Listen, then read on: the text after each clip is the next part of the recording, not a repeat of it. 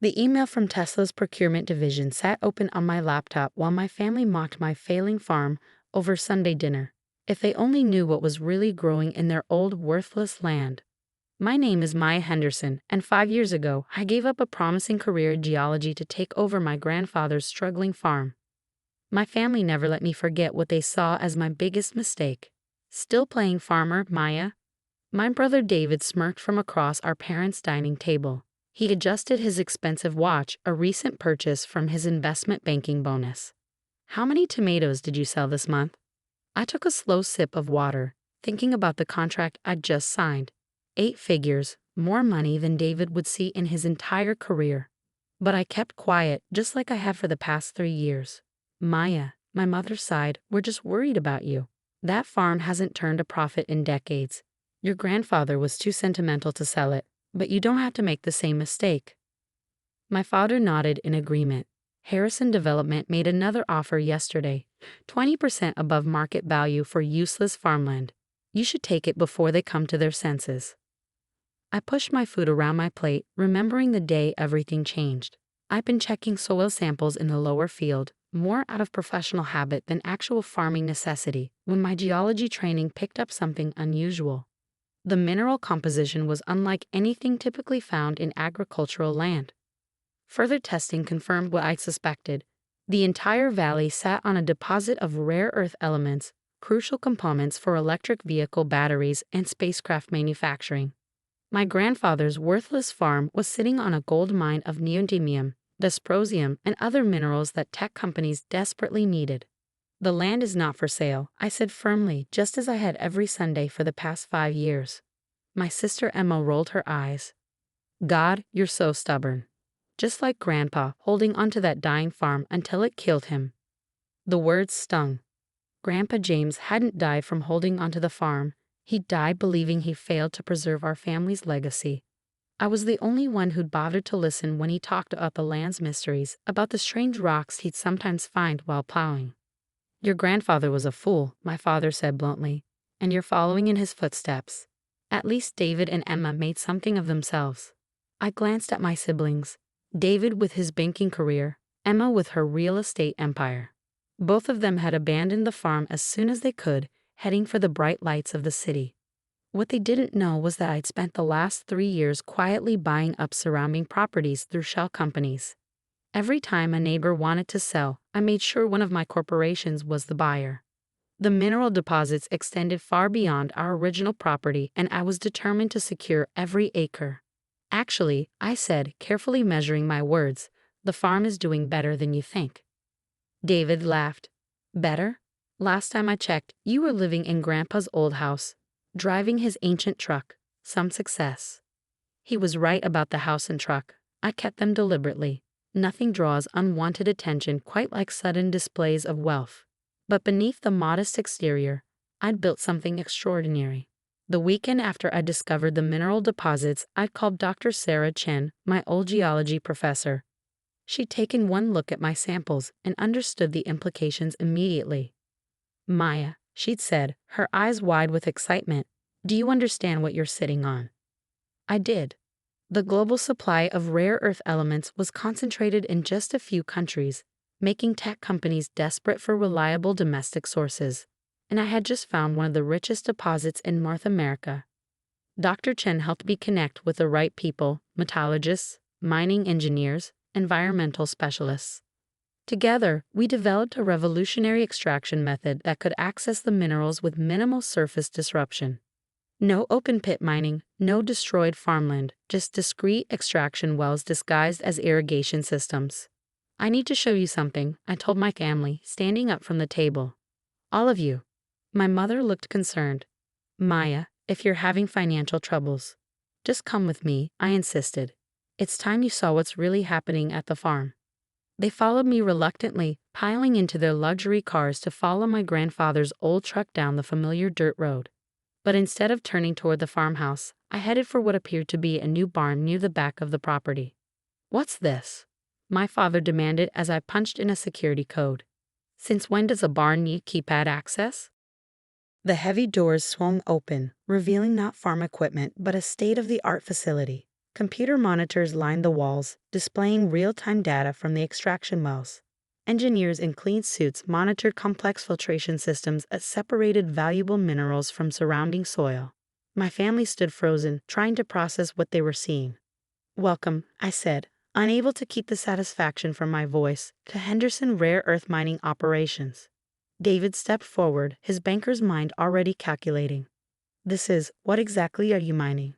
I gestured to a display case containing samples of refined minerals: neodymium, dysprosium, terbium, the critical elements that make electric vehicles, wind turbines, and spacecraft possible.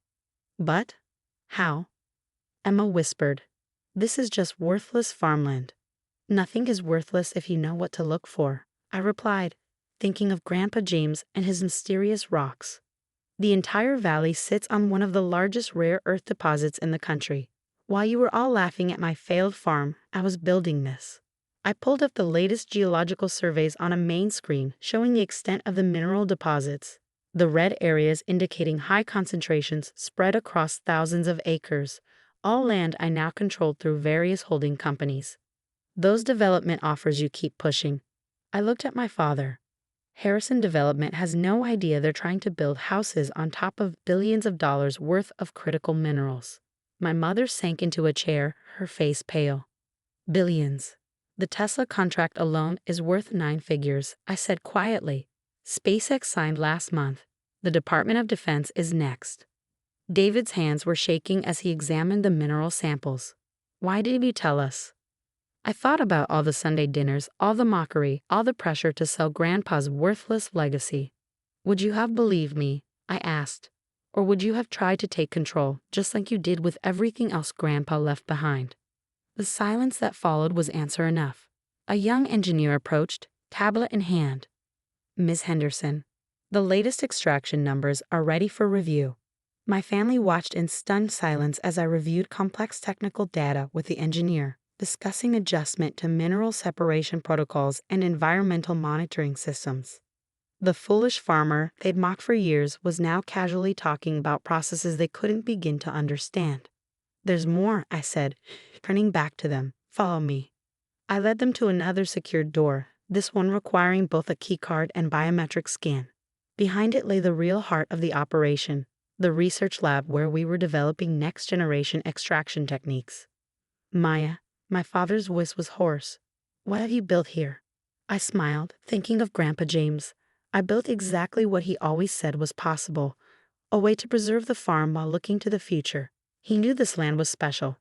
He just didn't know why. The silence in the research lab was broken by the buzz of my phone. Another email from SpaceX. I ignored it, watching my family try to process the reality of what they were seeing. "These contracts," David finally spoke, his investment banker mind whirring. "How much are we talking about exactly?" I pulled up our financial projections on the main screen. Current contracts total just over $800 million annually, but that's just the beginning. With the new extraction technology we're developing, we could double that within 2 years. Emma stepped closer to the screen, her real estate agent's eyes wide. "And you own all this?" "Completely." "Henderson Rare Earth Mining Operations is privately held," I confirmed. "I own 100% of the shares." My father sank into a chair, looking suddenly old. "All those times we pushed you to sell. You would have sold billions for pennies," I finished for him. Harrison Development wanted to build a shopping mall on top of one of the richest mineral deposits in North America. The irony wasn't lost on any of them. For years, they pressured me to do something with the land, to stop wasting my potential like Grandpa James. Speaking of Harrison Development, I continued, pulling up another screen. They're about to announce bankruptcy. Seems they spent millions optioning land for their development project, land that's now worthless for building. "Because you bought everything around them," David whispered, understanding dawning. "Through shell companies. That's why there were so many mysterious buyers. It was all you." I nodded. "The mineral deposits extend for miles. I couldn't risk anyone else discovering what's down there before we were ready." My mother dabbed at her eyes with a tissue. "Your grandfather, did he know?" "He suspected something," I said softly. "He used to tell me stories about strange rocks he'd find while plowing, about how the soil here was different. Everyone thought he was just being superstitious, but he knew this land was special. Just then, Dr. Chen walked in, carrying a tablet filled with new test results. She stopped short when she saw my family. "Sorry, Maya. I didn't realize you had company." "It's fine," I assured her. "Family, meet Dr. Sarah Chen, our chief scientist and the person who helped me confirm what we discovered here." Dr. Chen smiled. Maya's being modest. She's the one who first identified the unique mineral composition. I just helped with the analysis. "But how?" David interrupted. "How did you build all this without anyone knowing?" I walked over to a wall of photographs, the operations development timeline. Slowly, carefully. The first year was just research and testing, making sure we could extract the minerals without damaging the environment. Then we brought in engineers, developed new extraction methods, built the processing facility piece by piece. All while pretending to be a struggling farmer, Emma said, a note of admiration creeping into her voice. "The best way to keep a secret is to give people what they expect to see," I replied. Everyone thought I was failing, so no one looked too closely at what was really happening. A young technician hurried in. "Ms. Henderson, the DoD representatives are here for their tour." My family stared as three serious-looking government officials in suits were escorted in. I shifted seamlessly into CEO mode, discussing extraction rates, purity levels, and supply chain logistics. "Your operation is impressive, Ms. Henderson," the lead official said, "especially your commitment to environmental protection." I led them to our environmental monitoring station. We've developed a closed-loop extraction system. No toxic chemicals, minimal surface disruption, and we're actually improving soil quality in our farming operations above ground. "The farm," my father said suddenly. "You're still actually farming?" Of course, I smiled. "That's part of our cover, but it's also genuine. We've developed agricultural techniques that work in harmony with the extraction process. The vegetables we grow are sold to organic markets in the city." After the DoD representatives left, my family gathered in my office, formerly Grandpa's study. His old desk now held 3 computer monitors, but his collection of unusual rocks still sat on the windowsill. "I owe you an apology," my father said quietly. "We all do. We thought you were throwing your life away, just like we thought your grandfather was a failure." I finished. Grandpa wasn't a failure. He was a steward. He protected this land until someone could understand its true value. David leaned forward. "Maya, let me help. My bank would love to." "No," I cut him off. "I don't need investment banking services. This operation is fully funded through our contracts." "But surely you could use some help with the business side," Emma insisted. I cooled. "I have a Harvard MBA, I interrupted. "Did you really think I spent all those years just studying rocks?" They fell silent, finally seeing me, really seeing me, for the first time. "I'm not the family failure anymore, am I?" I said softly. Suddenly, everyone wants to be part of what Grandpa and I built. But here's the thing, we built it without you. Without your support, without your belief, without your help. "What are you saying?" my mother asked.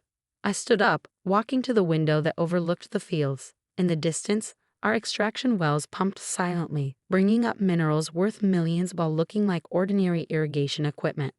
"I'm saying that this company stays exactly as it is. Private, independent, true to Grandpa's vision of stewarding the land while looking to the future." "But we're family," David protested. "Family?" I turned back to them. "Family supports each other. Family believes in each other. You all gave up on this land, on Grandpa, on me. You don't get to claim victory after the battle's already won." The next week, the business world was stunned by the public announcement of Henderson rare earth mining operations contracts with Tesla, SpaceX, and the Department of Defense. Our stock price would have soared if we had any stock to trade. My family still comes to Sunday dinners, but things are different now. David doesn't show off his bonuses anymore. Emma stopped pushing me to sell the land. My parents finally put Grandpa's picture back on the mantle. Last month, I established the James Henderson Foundation for Agricultural and Geological Education, providing scholarships to rural students interested in science. The foundation's offices are in that old barn where Grandpa used to collect his mysterious rocks. Dr. Chen and I continue to develop new extraction technologies. We're expanding operations, but always carefully, always with an eye toward protecting the land that made it all possible. Sometimes, late in the evening, I sit in Grandpa's old chair, looking out over the fields that everyone else thought were worthless. I imagine him walking those fields, finding those strange rocks, knowing in his heart that his land held secrets worth keeping. You were right, Grandpa, I whisper to his photograph on my desk. Sometimes the most valuable things are the ones other people can't see. The farm still grows tomatoes, by the way. We sell them at the local farmers market every Saturday. After all, the best covers are the ones grounded in truth. And those Tesla executives who fly in for meetings, they never seem to notice that their electric cars are powered by batteries made from minerals pulled from the soil right beneath their feet. Some secrets, like certain minerals, are best left buried until the right time. And some successes, like rare earth elements, are most valuable when they're least expected.